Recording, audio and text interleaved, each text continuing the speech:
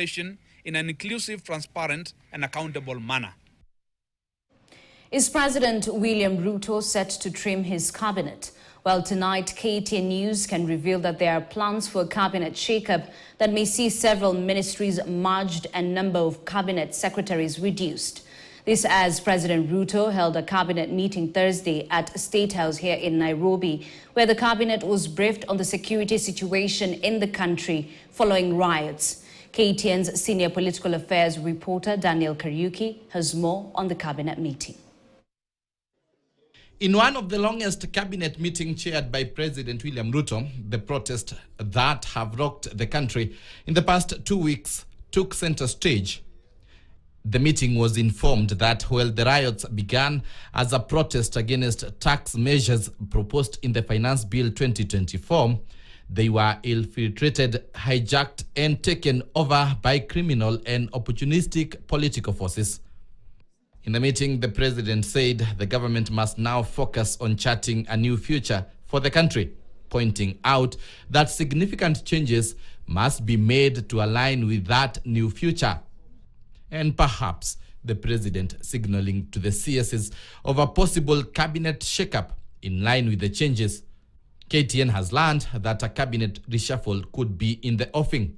Sources have told KTN News that about 7 cabinet secretaries could have attended last cabinet meeting as President Ruto reconstitutes his government and reduces his cabinet.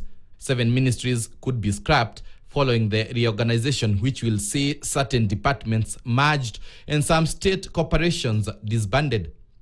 Multiple sources indicated that prior to the cabinet meeting, the president held a 40-minute meeting with his deputy Rigathi Gachagua before joining the cabinet secretaries. In the new lineup, the proposed dockets are to be reorganized to about 15.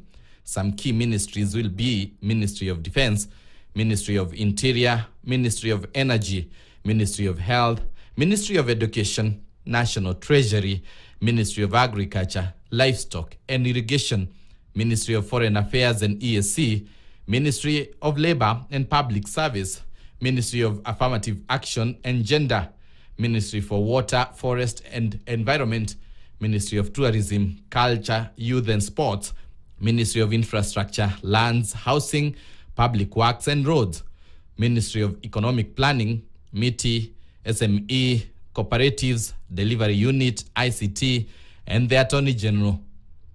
At the same time, 15 principal secretaries may lose their jobs in the new shakeup, which will see merging of various ministries and departments in response to austerity measures announced by President Ruto to tame the runaway wage bill. In the development, 43 parastatus chiefs may be shown the door when their entities are scrapped. Details of parastatus to be rendered moribund will become clear when the president makes the announcement before next week.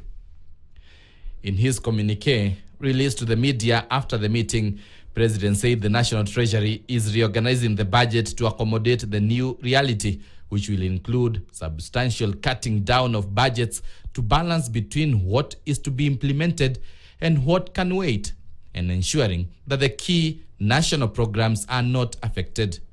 His cabinet meeting also came at the backdrop of his intended engagement with Generation Z on X Space Friday. Daniel Kariuki, KTN News, Nairobi. That story by Daniel Kariuki will equally be featured in tomorrow's copy